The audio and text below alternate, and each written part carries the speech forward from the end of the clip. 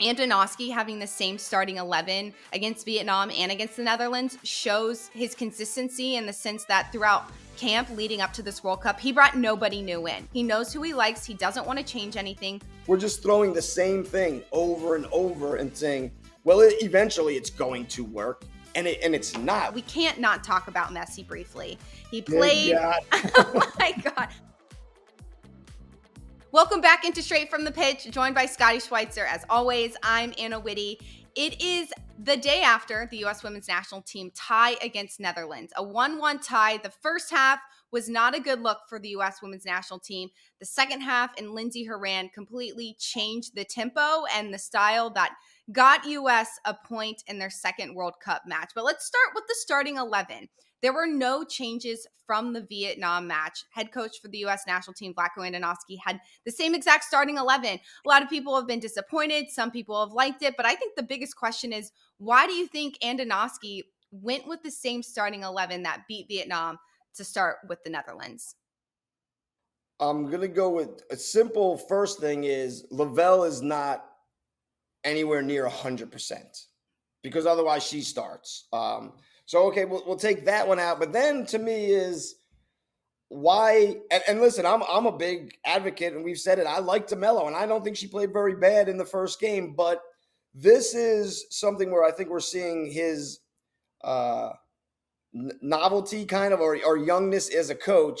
This is the World Cup. This is a month-long tournament with a lot of games and a lot of travel. So Jill Ellis did a really good job of changing the lineup every game. Sometimes people were like, why do we change that? Why is she playing?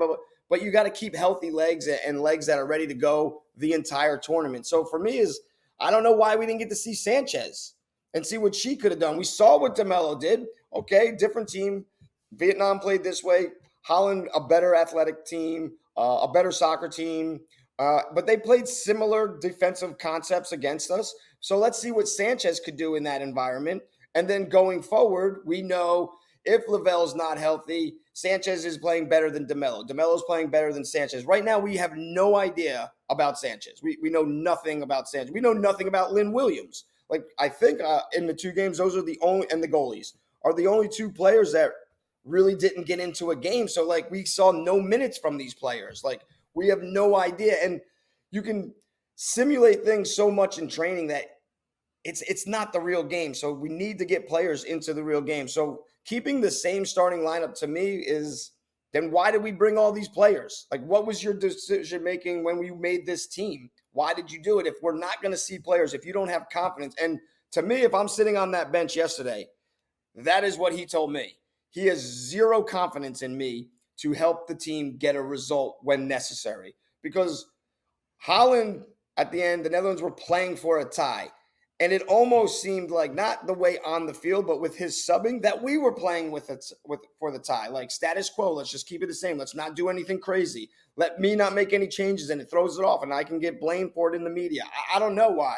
But, like, we had to do something. Like, we had to make a push, and we only pushed just because they started getting a little bit more fatigued, and we're a little bit more physical than them. But the game itself never really changed. It never went a different route. And you mentioned Ashley Sanchez and Trinity Rodman in the match against Vietnam. She didn't do anything crazy. She didn't have a bad game, but she didn't have a great game. And that partnership that she has with Sanchez from club play likely could have shined against the Netherlands. And I don't think Andonovski gave Sanchez that opportunity to get on the pitch to get those pre-World Cup jitters off. She's never played in a World Cup game. If they need her down the road and she hasn't had any experience on the pitch, we would never know. And that's not just for Sanchez. That's also Lynn Williams. That's also for players like Christy Mewis. There's plenty of players on the bench who could come in and just help the game and try and solve different partnerships. I think Antonovsky having the same starting 11 against Vietnam and against the Netherlands shows his consistency in the sense that throughout camp leading up to this World Cup, he brought nobody new in. He doesn't want to see anybody else. He knows who he likes. He doesn't want to change anything. He doesn't want to give anybody another opportunity. And at the end of the day, that could potentially hurt the U.S. national team if nobody else gets opportunities to start. So not even start, just get opportunities to play off the bench. And Lavelle being the only substitute made in the second half was a good sub, but just proves that Andonovski doesn't have, like you said, confidence in the players on the bench to be able to go out there and win this team a game. Yeah, maybe you could give him and like we're just kind of to me. I sometimes feel like I'm making excuses for him a little bit, but like maybe he's trying to find the chemistry because when you watch us play, that's one of the things that we miss. We don't have a good chemistry. So But don't I'm you think saying, the 90 minutes against Vietnam would have shown him the chemistry? 90 minutes is plenty of time. And then add 45 in the first half, sure. But like, what else do you need? well, we can take the game film from Vietnam and say, hey, look. So Smith, you're doing this, and when you do this, Morgan's doing this, and Rodman, you're doing this, and we can't. We're almost basically all making the same runs. We're on the same line. We're all doing the same stuff. So can we get this to be changed? I'm going to give you one more opportunity against the Netherlands to prove that you can. Now that's again, like I said, making excuses because at halftime 60 minutes in, listen, it's the same thing we just saw against Vietnam. Let's make a change. And the change has to be personnel. Has to be personnel. So why aren't we now? Granted, I think you're going to bring Lynn Williams in and you're going to bring Alyssa Thompson in, and they basically do the exact same things, but maybe their understandings of each other, or like what we said, maybe bringing Sanchez in with Rodman, who she plays with, maybe they just have a better connection based on club play that might just opened up with some passing lanes because teams are recognizing we played Ireland, we played Wales, we played Vietnam, and all Holland had to do was watch the film and realize this is how you have to play. You sit in a low block, you tighten up your spaces, don't worry about passes so much. They only really pass out of the midfield here and there when Haran's on the ball. So we don't have to worry about passes. Sullivan plays either a square ball or a back ball pretty much every time. So you don't have to worry about her. DeMello right now is looking for passes like they have in Louisville, but all the players on this team run straight lines forward. So no one's really ever checking to her. So these teams are realizing get tighter and your pressure cover balance, instead of being a 10-yard triangle, make it a 7 to a 5-yard because you're not worried about passes. You're just going to pick up. They're going to beat our first pressure, but then we'll clean up the ball with our cover or our balance. And like everybody's seen now how to play against us. So like we're not getting any different defensive looks. So to go out there and throw the same offensive tactical style at everybody is ludicrous. It's not going to work. We have to start knocking the ball around. We have to start pulling it back, play it back, move it around, get them to go. Then maybe a couple long balls to stretch the midfield and then get the midfield. Now we can start passing. But we're just throwing the same thing over and over and saying, well, eventually it's going to work. And it's not. Like for us to be dangerous on free kicks only, that's a problem. That is a problem if that's the way we're going to play. It's not going to get it done. Yeah, and Lindsey Horan's goal was off a set piece, but leading up to that goal, US had really struggled with corner kicks. And it's good to see Horan being able to capitalize on it, but also it does make you a little bit nervous heading into the latter half of group stage play that they need to get results from the amount of corner kicks some of these teams are giving them. And you had mentioned the fact that you like the starting three, but you would switch things up. You know, Morgan and Sophia Smith playing the same role in the club play, and they're trying to do the exact same things against their opponents here at the World Cup. So if it's not Morgan, Smith, and Rodman, for you, who would be the starting three up top that you think could get it done? I think Sophia Smith is our best forward. I really do. Yeah, I think I she's agree. proven that throughout the year. So she is a really good 9. When she's central, granted, she likes to get the ball and turn with her right foot inside, but she can go the other way too. When she's out wide. She can't go the other way. That's out of bounds. So she always turns into the center where there's always cover. So she loses a lot of balls, or she doesn't have any time anyway, because as that ball's going, 3 players shift into their basically lanes and zones to cover just her. So I would put her as the 9, and I would take Morgan off the field. And then Yeah. I would put Trinity Rodman and Lynn Williams. I would. And I would say to both of those two, it's like you're on a short leash because Thompson, I think she'll come out here. I don't think she has any fear. She can do some things. Being a younger player, she's also looking to pass. I was saying to you earlier, those three forwards that we have, and Lynn Thompson's going to fall into Lynn Williams is going to fall into this category too. On their club teams, they're the focal point. When the ball gets played around, it's getting played around to get to them. And when they get it, they have free range to be as selfish as they want to be and take all the shots and do all the things. And that's kind of what they're doing now, where they need to lay balls off. They need to play balls in. They need to play 1-2s with each other. But that's not what they're used to. They've been playing 5 months, 6 months of them being the focal point. So now we have 3 players up top, and they all think they're the focal points, and it becomes actually very easy to defend. It becomes real predictable. And that's what our soccer right now is. It's super predictable for the national team because our front 3 are all the exact same player. Our midfield is Haran, who I think has been, I really do think she's been phenomenal in the tournament. One of the best I midfielders. agree. I think Sullivan is, to be honest, she's a player that we love in American soccer, especially youth soccer. She makes no mistakes. She's super safe. She helps coaches win games because she doesn't make any mistakes. But at the same time, she doesn't win games based on her passing ability, her creating. She's just there. She's just a spot, and she just is in the middle. Like yesterday, like there were times where like the game was going back and forth and she was not a part of it. Like, how is our 6 not a part of that game yesterday? Like how are you not in tackles, winning balls, playing something good or bad? She didn't do anything. Nothing good, nothing bad. She was just basically out there. She was a spot. And like for a national team 6, that is, you cannot have that. Like you cannot have that kind of a player.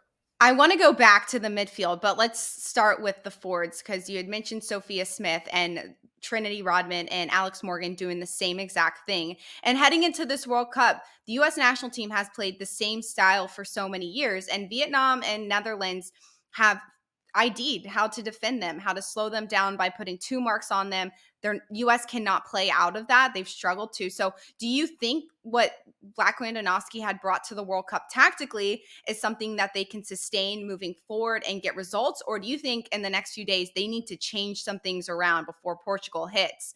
Otherwise, they're really going to struggle. I think Portugal's going to be excited because they got their win. Right. They have a chance. So that's, you're going to have a hungry team with desire and,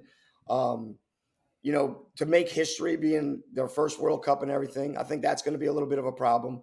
I do not think they can beat us, though.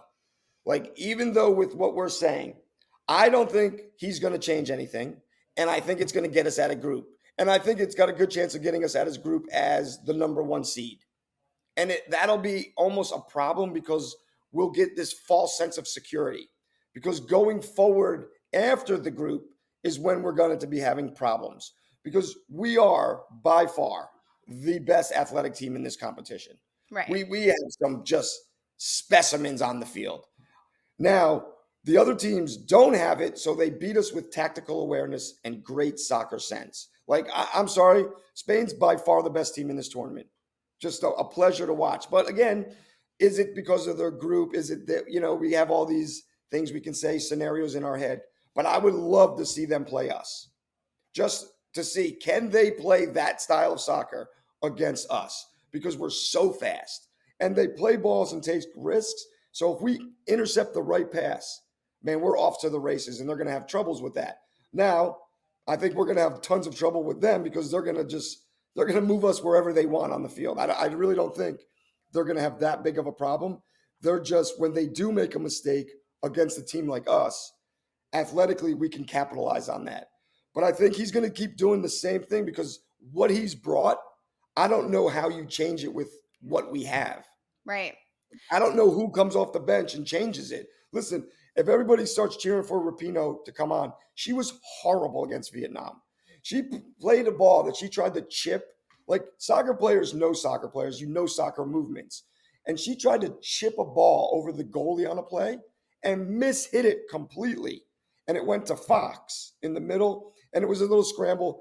And they were saying it, and it was written about it like, look at how unselfish Rapinoe is, that she played such a good ball. Like, she mishit it.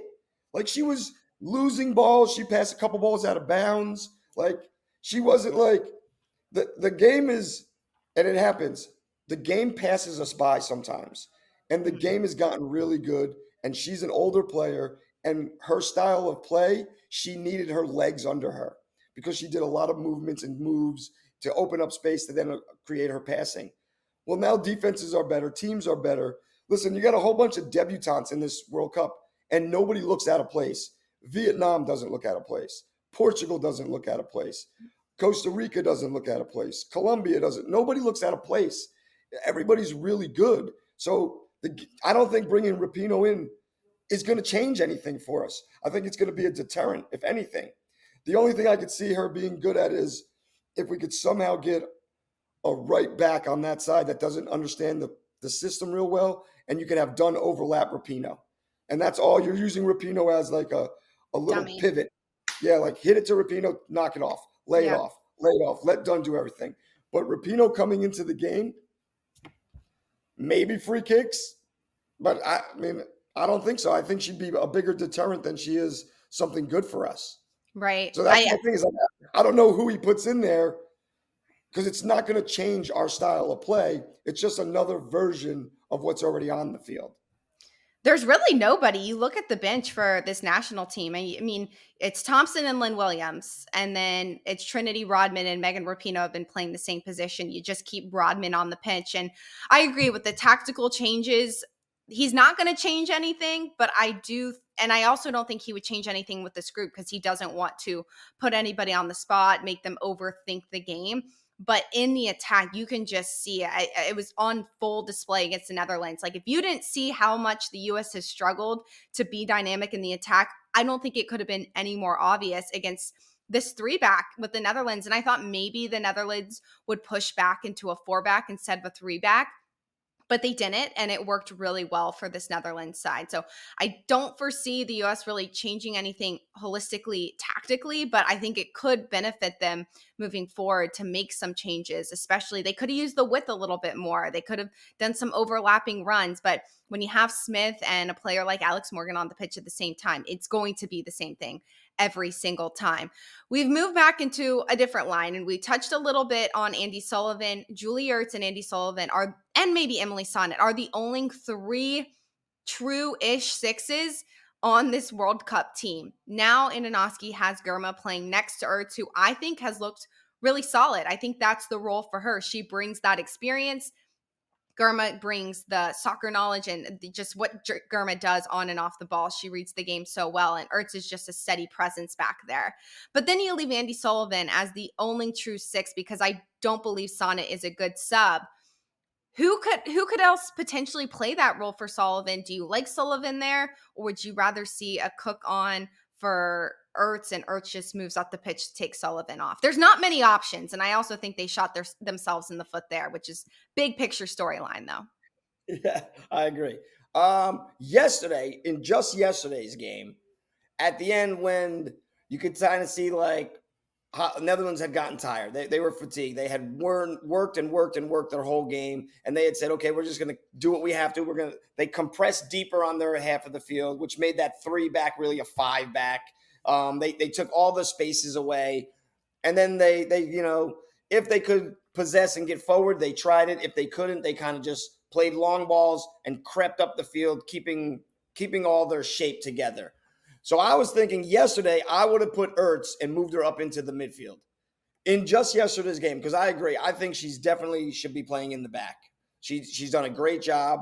She brings a leadership. She brings a fire. She knows how to win a World Cup. You could see that from the very first game. You could see it yesterday. But I would have moved her up because she would have pressed the midfield. They would have pressed defensively. She presses offensively. It's what the game kind of needed. It needed something to kickstart it. We got it kickstarted like twice. Lavelle's first tackle, she had a good tackle. I'm like, oh, Lavelle's going down on the ground. Like, okay, that kind of kickstarted the team a little bit. And then the interaction with Haran and whatever her name Vanderdonk. is. Yeah, Yeah. the teammate, and which is Team awesome. Like Leon. that to me is true soccer. Like I'm the same way. Like if I'm on your team and then we go to different teams, we're not on a team anymore. Like we might come back and be friends again, but like during this game is like She did what she had to. She tackled. She knows Haran's our best player. She tackled her as hard as she could. It wasn't like a tackle to say, haha. It was a tackle to like, I'm gonna be here all week. I'm gonna be here all game. I'm gonna be here all time. So like then that fired us up. But we needed like some of Ertz, and they weren't really doing anything against us at this time. They weren't getting forward. So I don't think Cook would have had a problem in the back getting used to the pace of the game. And I would have put Cook in there, and I would have took Sullivan out. But the rest of the midfield, like I wouldn't have put Sanchez in for Lavelle. I wouldn't have put Sanchez in for Haran. So Sanchez not getting the start, I wouldn't have subbed her in either. But I would have moved Ertz up just for to try to get the win, because to me at the end of the game it looked like, are you kidding me? We are settling for a tie. We're going to settle for a tie and then say, okay, you get Vietnam, we get Portugal. Let's see if you can catch us on goal differential. We don't think you can, kind of a thing. Because that's what it looked like. To me is like, I don't think you win the World Cup settling for ties. No. Like, even if it's going to get you through, like, it's a mentality you got to teach. Like, and yesterday, like, as a player sitting on the bench, we think way too much. And I'm telling you, if I'm sitting on that bench, I'm like, what the hell did this guy bring me for? He don't think I can help? He don't think I can do anything? Like, I don't understand. Like, why bring me? Why bring me? Now you got that going on. Did Alex Morgan pout when she got subbed out against Vietnam? And is that why she played the whole time? He didn't like. Why did we make that change in the Vietnam game? Like, we were winning. We were getting goals here and there. We were getting way better opportunities to get goals. We were missing, but we were getting them. Why change her in that game and then not change her? Because she really did nothing. She did nothing in the game. So why did she stay in for a full 90 in that game? Why was there no nothing? It looked like we settled for a tie. Like, there's a lot of things we could have done up the field that doesn't give up a goal. The Netherlands got one shot on us. They just outpossessed us. They didn't outchance us. They didn't do anything to make us fear like they were going to take the game. It was going to be a fluke goal. And I don't think it would have been a crazy fluke goal because they were so deep in their end. I don't know where it was going to come from. So why couldn't we press up? Now let Ertz get up there. Haran's an honest player. She'll track back and defend. Lavelle's an honest player. She'll track back and defend. Ertz is an honest, but it allowed, like, if two go, whichever one didn't go, slide a little bit. You don't have to be as deep because Sullivan plays way too deep for me. She plays way too safe. I just don't understand how we can think that's going to work against the Spains, against the France. And France hasn't even been playing good yet, but there's good teams in it. Sweden's going to be okay. They know how we play. As we get out of this group stage, we're going to have better soccer teams and better athletes to go against.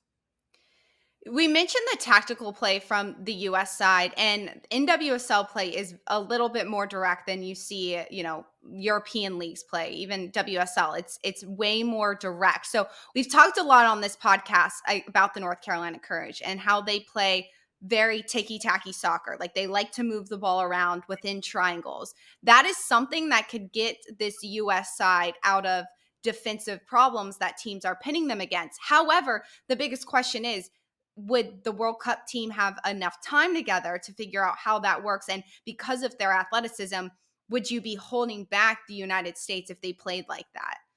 I personally think, and this is coming from a youth coach that sees it every day.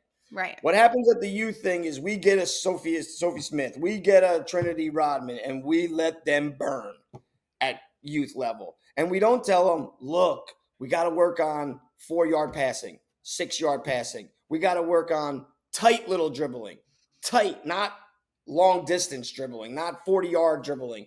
So, yes, that type of play would get us out of tons of trouble. We can't do it.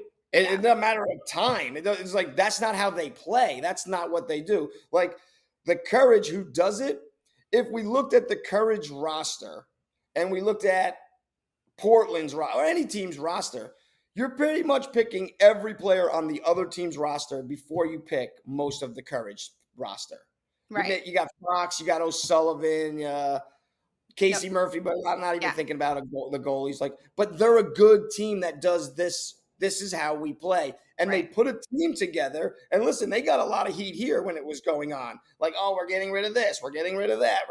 Now everybody loves them. Like that's sometimes the problem with fans is like, you got to believe in your team like they believe in themselves. You got to help them along the process. Like they put a team together off of one, how Sean Nahas coaches.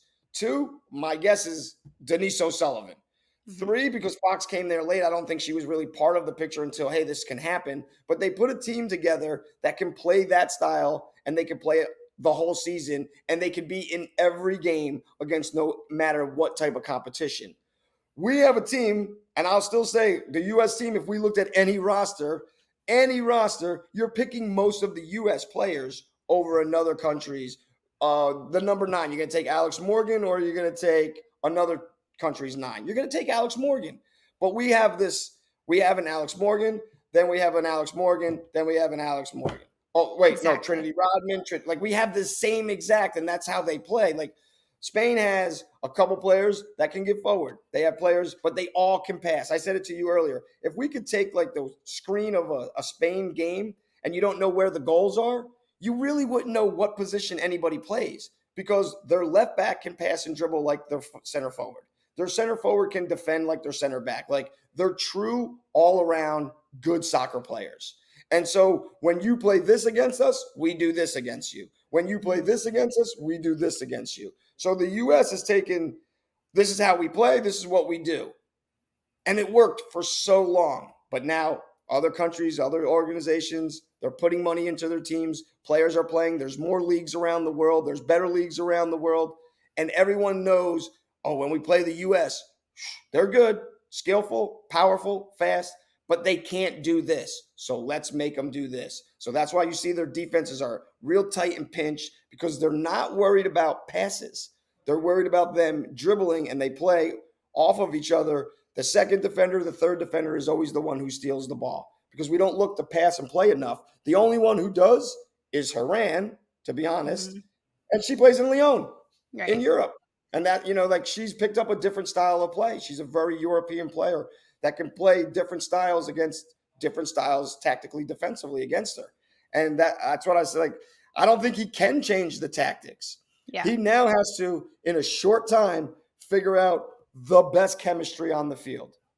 I don't know who that is. That doesn't mean, and I don't think it's her, but that doesn't mean if I play Huerta over Fox, I think Huerta's better than Fox. I don't. I just think for whatever reason, this fits, this connects, this makes sense to the players on the field. They read each other better. They see the game more similar than what we have right now. In a sense of when I'm in the back, I want the forwards making this run. Well, if Huerta likes to run, Rodman likes, but you know, Fox doesn't because Fox is coming out of the Carolina team here that's all this passing and she's getting forward and they kind of play out of the back through her. She's almost like a 10 basically in Mhm. Carolina. Like she's not getting that. Like a couple times yesterday, you're like, what is Fox doing? She was just like lost in the middle of the field because normally that's where she gets the ball. Well, she got there and then we just took off. And now she's Right. like, well, now what do I do? Like, this is where I usually get the ball, and then I play from here, and then I get it back, and then I make a run, then I cross it. And she's like, our outside backs, they're not bad, but they're not involved in the game at all. And that's where we could be super dangerous. But once that ball goes forward, it very rarely comes back. It's so interesting that Dunn and Fox don't get higher because they have the athleticism to get back defensively and take care of what they need to if they need to track back defensively and help. And Fox can provide service. We've seen what Dunn can do on the ball in the NWSL. She normally plays in a higher line. She can finish. She can provide support. She can put balls inside the box. It's strange that they don't use them higher up the field. And it's not like they don't have talent at the center back role. They have Ertz and Gurma to track back defensively. So I think those partnerships are interesting. And just to go back to the North Carolina piece real quick is I completely agree, but you kind of alluded to it. It's like with this US side, yes, there's a ton of talented players, but that doesn't mean the chemistry is going to be perfect and it's going to be what gets this US side results. Do I think the US can continue to be competitive in this tournament? Absolutely. But when you go up against a team like Spain, they can exploit you. And there does come a point where your athleticism could potentially hurt you and can't carry you all the way through. So being so predictable. And some of these European teams, they're so good at adjusting to each other and making tactical changes based off each other because they can do that in club play. Whereas in NWSL, you mentioned Alex Morgan. I mean, the key play for the San Diego Wave is to get it into the midfield, to head it on to Alex Morgan to score a goal. She's so used to really just playing with Taylor Korniak. And now you put Alex Morgan in a position where she has to receive the ball from a Savannah DeMella who she's never played with before. There's just so many changes that, those are going to be, I believe, where the US could potentially find themselves in a sticky spot if they, can't find results early in a match. Yeah, I think for us to win the World Cup is he's going to have to make some. It's not his style. He's going to have to make some drastic changes. Like, and it doesn't mean different players in a sense. Like, I'm just thinking in my head, like, as I always recap games and it'll go for days and days and days. And we're talking and I'm saying I would have brought Ertz up in there and I would have done that. And that's, I've been out of like game coaching for a while. So like, you got to be in that as a coach, you got to be in that environment all the time because you got to make these split second decisions. But now, like me sitting back thinking about it, I'm thinking yesterday we could have, because when she first got to the national team, she was a number 9, but Abby Wambach was still in her prime. So Haran learned how to play the 10. I do not think Haran needs to ever come off the field for us. I don't. I think she's a really good leader. I think she knows the game. Yesterday, he could have put Haran at the 9, took Fox, moved Fox to the left back, took Dunn, put Dunn up in for Sullivan at the 6, and took Rodman and put Rodman at right back, and then put Lynn Williams on the right. Now you got a whole different, now you got to hold up center forward that we play to because we've been playing to the whole time because she's a center midfielder. So it's like it's in our DNA for this game. You have Crystal Dunn, who can play the 6, but she can also get forward, and she likes to attack the game. But she's played the 6 in Carolina. She's played the 6 at UNC. She's played the midfield right now, but as a 10 more or less, or an 8 for Portland. There's going to be changes like that have to happen. Otherwise, it's going to look exactly like what we've been. The Vietnam game did not look any different than the Netherlands game. It's crazy to me. It's crazy to me that the US feels like they don't need to make any adjustments based off a very average Vietnam performance to take on the Netherlands, who have been very successful of late. Physically, they've grown stronger. I just don't see how Inanoski could have seen that competition, that lineup that they're going to face against Netherlands, and believe they can put out the same lineup that they did against Vietnam. Even if we won 13-0 against Vietnam, it is the World Cup. Changes have to be made. Listen, if changes aren't made for Argentina on the men's World Cup, then we never get to see Enzo Fernandez. He wasn't starting in the beginning, but changes had to be made. And it wasn't changes because McAllister played bad or this player played bad or anybody played bad against Vietnam. But we got to see what we have. And other countries need to see what we have so that they think, okay, we got a game plan. Listen, you know what Portugal's going to game plan? The exact same thing they just saw for 2 games because they never saw Sanchez. So why would I think I have to game plan for her? The game planning is hard when you have 6 different lineups that could get thrown at you. And this lineup plays a little bit like this. And this lineup plays a little bit like this. And this. So game planning is we don't get to go over every single thing that could possibly happen because there's 6 different things we have to go over, game plans, which have hundreds of different things we have to be aware of. So that's 600 things. So we're missing things. Right now, you have the game plan for one thing. Here's the starting lineup. Listen, it's a big game. It's bigger than it should be. Lavelle starting. Everything else is going to be, I would be shocked if he changes anything else. I would be shocked because he's never shown the courage to make big changes. Whether it's his lineup, whether it's who he brings in the camps, he doesn't have the. And listen, last show I said I'm cheering for the guy, but you got to have courage as a coach because your team takes that on. They're going to do the same thing. And why? Because he allows it. There's no shakeup. There's no consequences for anything. It's this, you guys are the best. And you guys I brought because you're awesome on social media and you make the team happy in the locker room. That's why you're here. We said it, yesterday, there never once crossed my mind bring in Huerta. Never once did it No. cross my mind bring in Sonnet. Never once did it cross my mind we need to get Mewis in this game. Like, but it did cross my mind. I wonder if Coffee was here. And to be honest, I said the Louisville, Jaleen Jalen Howe. Howe. I don't think she would help this team, to be honest, after watching them play, because she sits a little bit too deep for me. So she would be a more athletic version of Andy Sullivan, but it's not the athleticism that's letting us down. It's the style of play, the urgency, the quick passing. It's like we don't play like that. We took a whole bunch of players. Not that we can't. We took a whole bunch of players that played a specific way, and it's easy and predictable to play against. I don't care how fast they are. You're not playing. It's not 1v1. It's 11v11, and teams can stop better athletes. They can do it all the time. It's easy.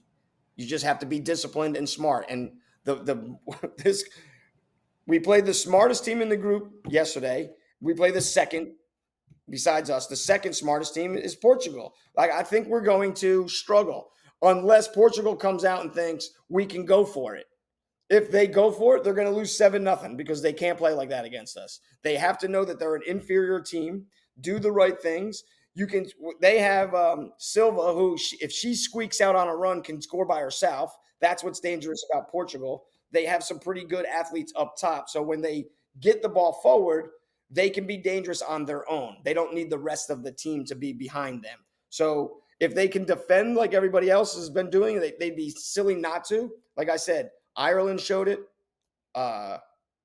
Wales has showed it. Vietnam has showed it. And now Holland showed it. Like, everybody watch the tape. That's how you play against us. It's not going to change in this World Cup. Like, the only thing that could possibly make it change a little is a huge shakeup where you're moving players based on their position around, because we have players that can play multiple positions. But I don't think it's bring in Huerta or bring in Sonnet or bring in Muse. I don't think they have what it takes to change the game. They wouldn't have done anything in that game. Sanchez, yes, maybe. Bring her in. Maybe she's a speller for Lavelle. And that's what I'm saying. Like, we didn't get to see Sanchez, so you got to think DeMello wasn't terrible. So why wouldn't DeMello get a chance again? Like, because that's all we've seen.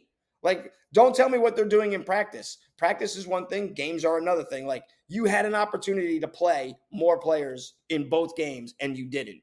You took, to me, the easy route, the safe route. We got a tie. Yeah, and we wanted to see DeMello in this tournament. Quite frankly, I didn't think she'd be starting the first two games. And she played fine against the Netherlands, but I don't think she was anticipating the physicality that she would have to deal with. And she really struggled. Like, you could see mentally the frustration kind of took a hold of her. And one thing that we really pointed out before this World Cup kicked off was in club play, she's so good at creating chances on her own. She facilitates everything by herself. And with this US side, she has other talent around her, other people who want to live on the ball a little bit more. It hasn't transitioned as easily for her. She's still trying to figure out those pieces. So Sanchez, who's been in this national team for a bit now, who even in her club play has good players, good pieces around her, I thought she would have been a great sub to have her start in the second World Cup game. But like you said, it just showed that Andonovski's not ready to take those risks and those chances. He wants to go with what he feels comfortable with. That's fine for right now, but down the road, I'm not sure. And the biggest stat that stood out for me in this game was the fact that the U.S. got outpossessed. I don't know the last time the U.S. got outpossessed in a game. And it wasn't super close, 43-57. It wasn't crazy, but there were spurts of the game where the U.S. were just chasing, and you typically don't see the U.S. just running around semi-aimlessly. I will say, to give Alex Morgan credit, she is good at leading the press. She did a good job in moments to kind of facilitate where she wanted the Netherlands back line to go. But outside of that, the U.S. chasing is kind of scary, and it does make you a little bit hesitant going into this Portugal game Tuesday evening, Tuesday morning. I don't even know what you want to call it, but Yeah, I agree. I think Sanchez, she plays these sometimes like little floating balls to the forwards. And I think the way she passes at times would have just said to the Netherlands defenders, you're going to have to watch for this pass too, which means they're not going to be able to close these gaps for the dribblers as easy. And it would have, there's someone would have been in the wrong spot. We just would have had to have recognized it. It would have changed the way the Netherlands had to defend because she's more of a passer. Like we said, she's a facilitator. Now she knows Rodman from club. She has way more minutes in game time than DeMello. DeMello is right now like, it looks like when she's at Louisville, she looks to dribble first and then pass. It Mhm. looks like with this team, she looks to pass first and then dribble, but she has no one to pass to. So she keeps getting the ball clipped off the back of her foot. Like they come from behind her, but they clip her too. And you're right. She was getting frustrated in the first half. And I was like, you're going to get kicked. This is the world. Get up, brush. No one's dirty. No one's hit anyone dirty yet. No one's done anything wrong until the Haran tackle. Like, DeMello, get up and deal with it. Like, you're just mad because you can't play at the pace right now. Like, that's what you're upset about because you're looking to do things different than you normally do. You're looking to pass where you should be looking to dribble, and the dribble will open up your pass, basically. She's looking to pass, and she almost like at times like stands still on the ball and invites the pressure, but she doesn't know the pressure is coming from behind her. Like she gets tons of balls towed off the back of her, which never happens in the NWSL. You mentioned something throughout this entire conversation, which I think is kind of interesting. And it's the fact that a lot of these bench players, quote unquote, have not played in the World Cup. And it could kind of tool with you mentally. There's a few days before the US plays their next game. How do you think now that 2 games are under their belt, there's players like O'Hara who hasn't had a lot of minutes, Huerta hasn't had a lot of minutes. We haven't seen Mewis, Williams. You've mentioned that can kind of tool with them mentally and feel like Anunoski doesn't have confidence in them. Moving forward, how do those players handle this situation that they're kind of in right now if Anunoski ends up actually using them down the road?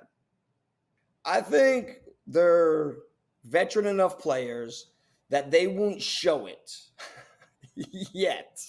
Right. But when things go wrong, I think that people are going to talk about it. Like even if they play the next game and then we somehow lose, like someone's going to say, "Well, what do you expect, man? I get one game with all this pressure. Like why did I get to play in the other 2 games and get my feet underneath me and get my legs underneath me and get the taste of the World Cup? Like what was he waiting for? He threw me into like."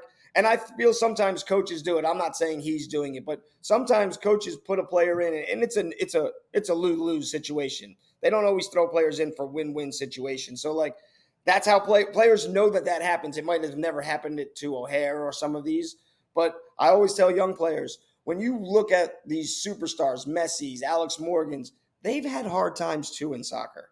Like soccer's not just an awesome journey the whole time. Like it is a battle. It is a war. There might be, I think in my career, there was more negatives than positives, but that just made the positives that much more awesome when they did happen. But that's everybody's journey. Like you go through these things. So I think they're going to compete in training. They're going to do all the right things in training. They still have, I think, the highest chances of being the number 1 seed coming out. But they're going to also be honest that we're not playing our best soccer. We're not the team to beat. We're only the team to beat because we've won 2 in a row. But as far as what's going out on the field, Spain was amazing for 2 games. Brazil, if they can recap what they're doing now, they're top of being the favorites too. Totally. Yeah. The Italy Argentina game was, I thought, a great game.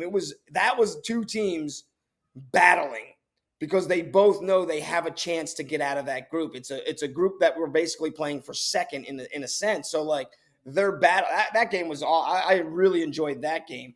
But like Italy, like we talked about it earlier, if Italy is second in their group, that's who we get. And the Italians play really good defense. And they're super intelligent with when they tackle and how they tackle and who they tackle. And they know it's going to rile players up. And like, if they do the right players for us, it's good to do it. If you do it to like the Harans or the Lavelles, those are like sometimes you got to let sleeping dogs lie. Don't mess with those 2 because they're Mhm. beasts. And if you wake them up, then you got trouble on your hand. But if you do certain players, like it doesn't seem like when DeMello was getting kicked or feeling like she was getting fouled, she didn't have anybody come to her rescue either. And that's always to me a telling sign is like when someone gets hit and is upset, who comes to the defense of that player? Like how many players? Like if Haran got hit, you could see there was a little connection between because Haran and Lavelle have a good connection on and off the field. Yeah. Lavelle was a little upset about it.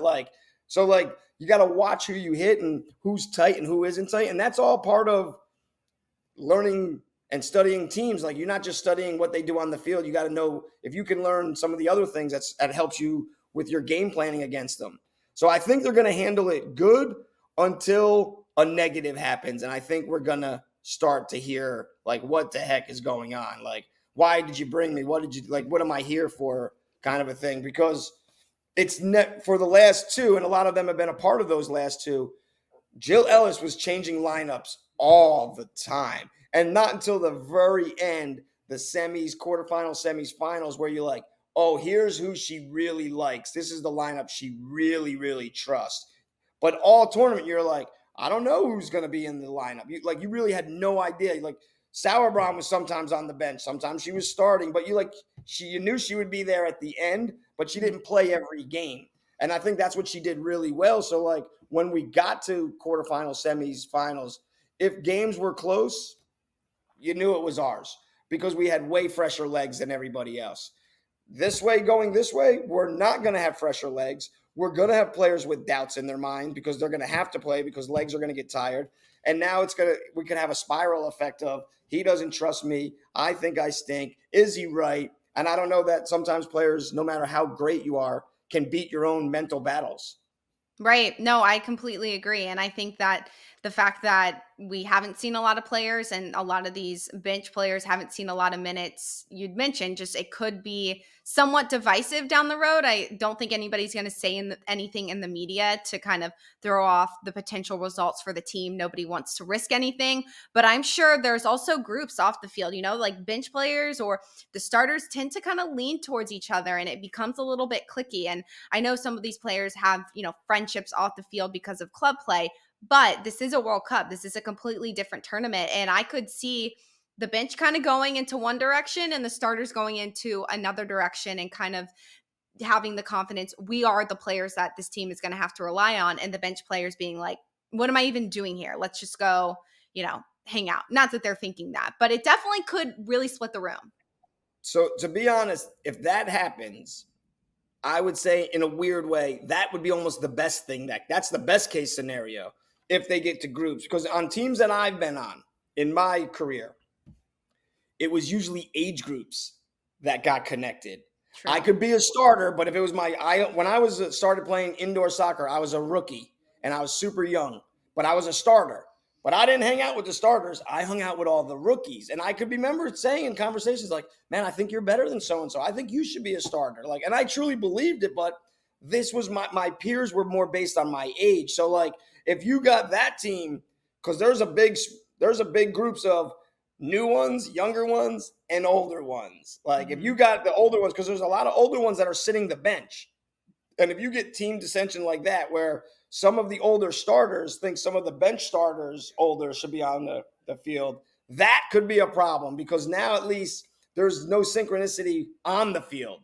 If Right. all the starters kind of went together, like, you don't want that to happen either, I'm saying, but like, that's almost the best case scenario. At least the starters are all sticking together. But in my experience, you usually went with your age group, the ones that you were connected to the longest. So Yeah.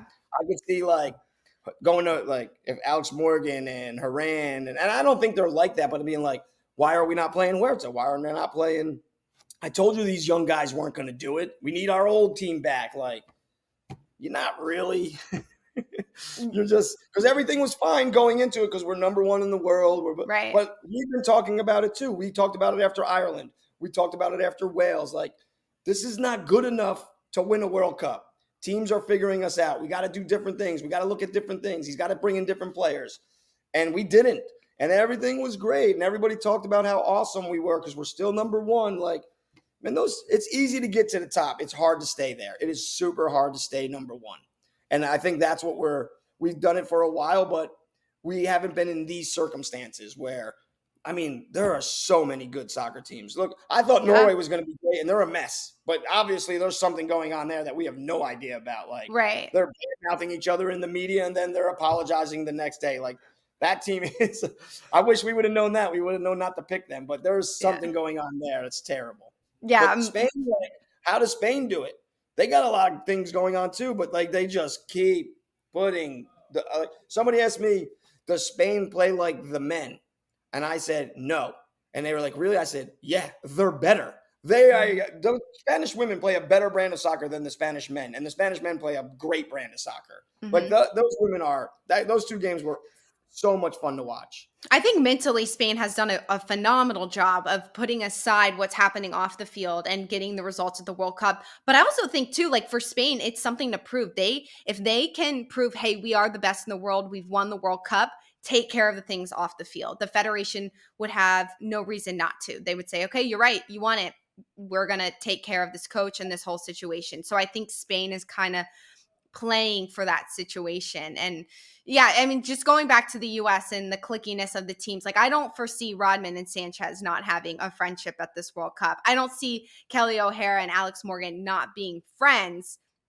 But I do think this is the first World Cup and quite frankly, maybe the first tournament that the US is now in a position where they're like, okay, what is going on? We have to figure this piece out because, we're 2 games into this thing and I don't know where we're at. And I think the US are lucky. They put themselves in a good position. FIFA put them in a good position to give Portugal, as the third game, a few days off to get some rest. But a win against Vietnam and a tie against the Netherlands puts them in a good position. But there are some pieces that they could fix. And like we both have kind of said, I don't see Andonovski changing anything tactically moving forward. Yeah, I agree. I totally agree with you. But like we've said it the whole time. I think we said it back in the She Believes. I don't want to win the She Believes Cup in order to lose the World Cup. And we are in a good spot. But we have to be honest we did not think this is where we were going to be. We had to think we were going to blow out Vietnam and then we were going to win easily, but not blow out, but easily against the Netherlands. And then we'll beat Portugal and we'll get 3 wins in our group stages. And as we're going, we're getting better. We're playing better soccer. And that's not what's happening. And that's what's dangerous is other teams are starting to do that. And going back to Brazil real fast, Brazil is something we need to take a look at. And I'm not saying play like them because we don't play like them, but they have taken a whole bunch of great players and they're all playing super good together. And they're doing things outside of what they normally do. Caroline is passing more. Dabinha is playing better defense. Like they're doing things that they don't have to do with their club teams, but they said, we're going to play for Brazil. So I'm going to take some of my things that I do that might not be good for the team, and I'm going to I'm going to do what's best for the team here. I'm going to do whatever I have to make it be best for the team. And I think they understood that changing a little bit of how they play, not changing who they are, but just how they play a little bit is what's best. Whereas the U.S. is like, this is what I do, and this is going to be best for the team. And if it isn't, it ain't my problem because this is what I do, and this is what's best for teams that I play on. Whereas this is a different type of team that you're on all of a sudden. You're on a team with a whole bunch of basically you yourself. So you have to change things, and you have to understand strengths and weaknesses of other players and not put them in a situation where their weaknesses are being shown, kind of. And I think that's what Brazil has done a really good job. They took this fun style of soccer and made it also disciplined. And that's not the Brazilian way normally. And sometimes these coaches that do that when it doesn't work out in Brazil get totally ripped for it. Because a couple years ago on the men's team, they had a coach, Dunga, who was a great player for them, but he made it way more defensively shaped. They won games, but they weren't as much fun to watch, and the fans just ripped him apart. And he wasn't losing. They just didn't want that. Where I think Pia has said, no, do your creative stuff, but you also have to be disciplined, and you have to do it in the right situations. And that's what we saw in that first game from Brazil. And if we see another one, man, and for me is like they're using Marta in the right way.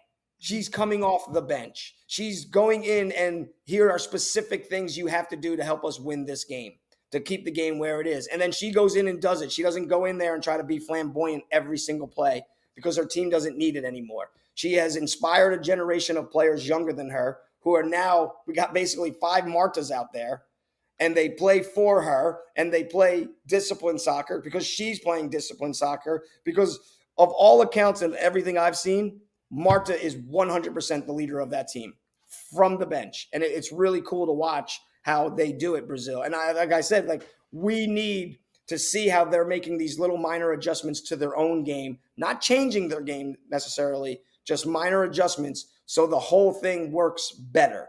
So they're playing as one, whereas we are playing as individuals on a team. Brazil beat Panama 4-0. It was a hat trick from Ari Borges, who plays for Racing Louisville in the NWSL. Dabinia looked really solid. You had mentioned Caroline, the passing. And I think, like you said, just Marta's done a good job of being that Megan Rapinoe for Brazil and not really dragging the attention towards her. This is her sixth World Cup. She understands the position she's in. She knows what this means to the team, and she seems to be handling it really well. And Brazil has been my dark horse, even if you want to say they're not really a dark horse team because they've always kind of had a chance. But I see them potentially, making it to the finals. They play against France this Saturday. I think that's a pretty easy game for Brazil based off of France's last performance in the World Cup. I think that this Brazil side has a huge upside, and you can tell that they're playing together and it's working really well. And yeah, if the U.S. could take something out of their book, it could work. But I also think the U.S. is just kind of a little too bullheaded to take something out of somebody else's book. They want to do their thing their way because it's always worked that way. And not until they get knocked off will they change things around. Hey, before we finish this podcast, I know we've kept it really U.S. World Cup centric, but we can't not talk about Messi briefly. He Good played, God. oh my God, I don't even know what to say, except for the fact that he came onto the pitch. Everyone's seen the free kick goal that he scored against Cruz Azul in Leagues Cup. Then they play Atlanta. He has a brace in the first 20 minutes of the match. How has this whole Messi effect affected you watching soccer? How do you think it's changed this Inter Miami team? I mean, it's just the beginning for what this kid do for MLS and soccer here in the States. I listen. He's amazing. He's amazing. I know. But what this league, I love it. I'm glad because we get to watch him now. I'm glad he's Right. in the MLS. But the MLS to me is just hysterical. Like, how is Miami go from the worst team in the league? Like, I can't. They're my team that I cheer for. I can't even watch them play. And now they have, come on, Bruce Messi, kids. Busquets, Jordi Alba's going to get on the field, and they bought another international spot from somebody, blah, blah, blah. And the Yep. rumor on the is Iniesta's coming. Come I on. heard that Like, one how too. is this even?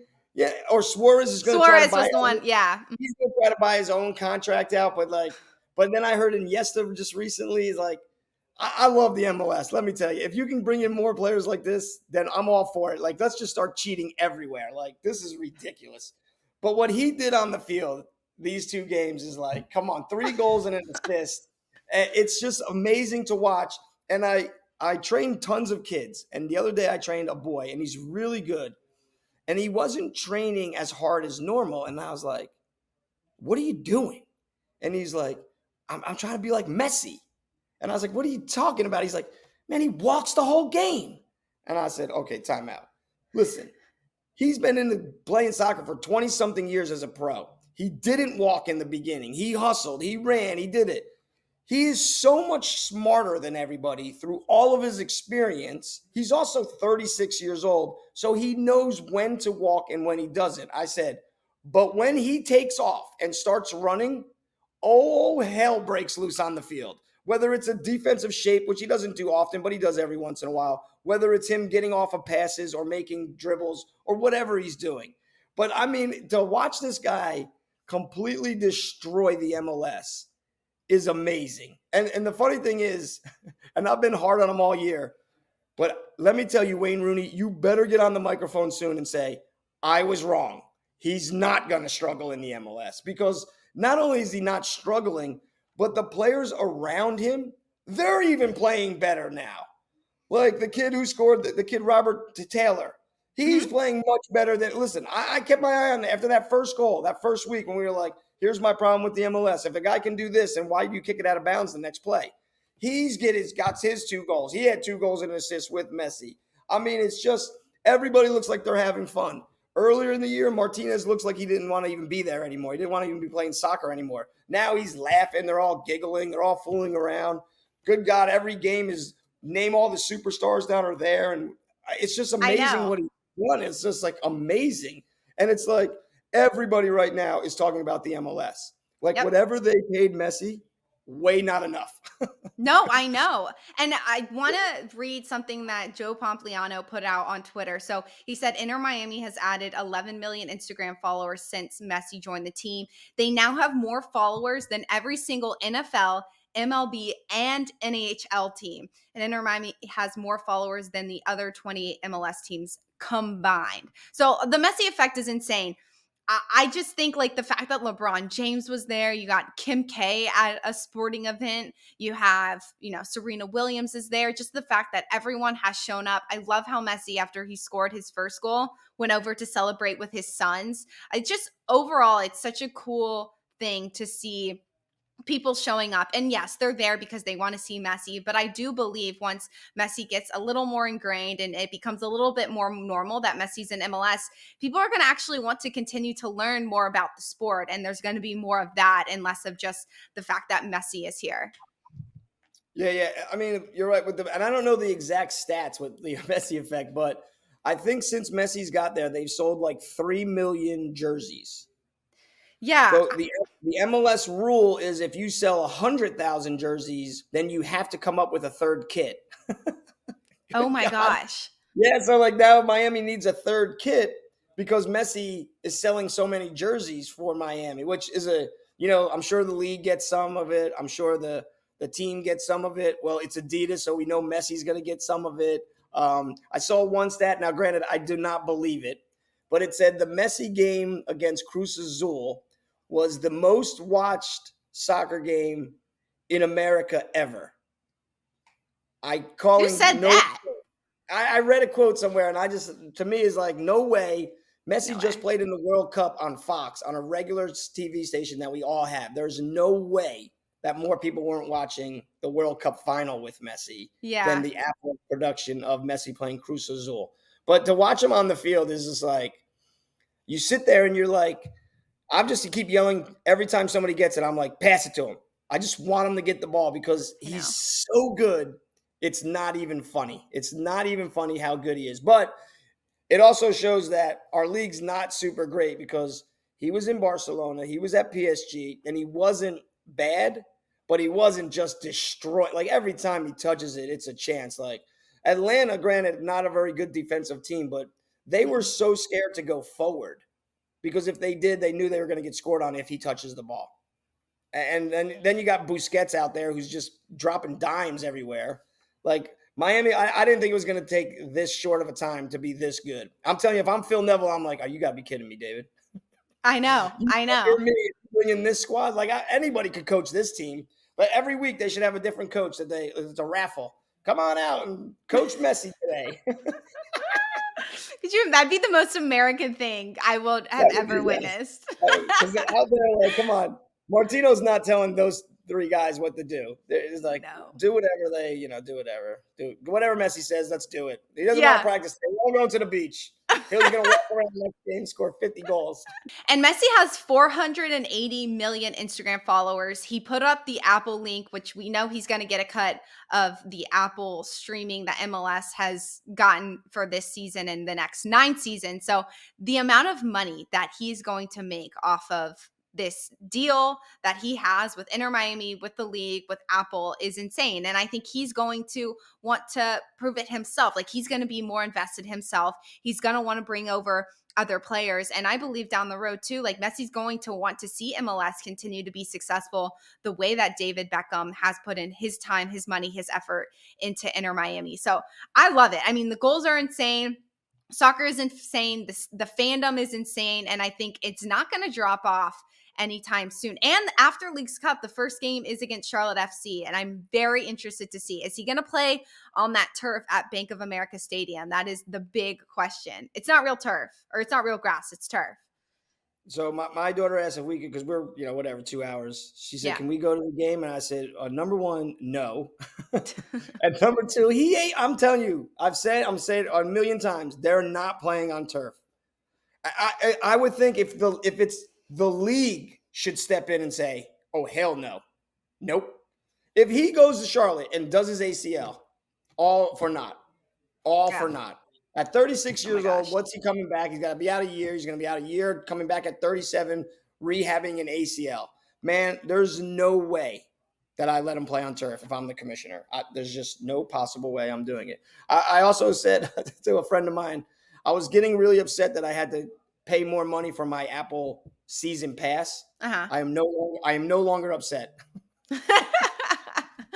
I hear you. I feel the same So way. I might even throw in an extra $5 next time I send a check.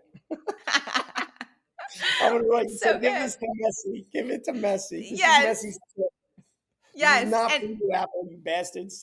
no, no, I love it. And I don't know. I know Charlotte hasn't said anything about what they're going to do. And Charlotte's not the only club who has the play turf situation. And it'll be so interesting. But there's so much fun soccer on the horizon. Messi and Leagues Cup. And of course, the US women's national team will be playing Tuesday at 3 a.m. against Portugal in their final group stage match. So plenty of NWSL this weekend, too. We have some Challenge Cup, MLS with Leagues Cup.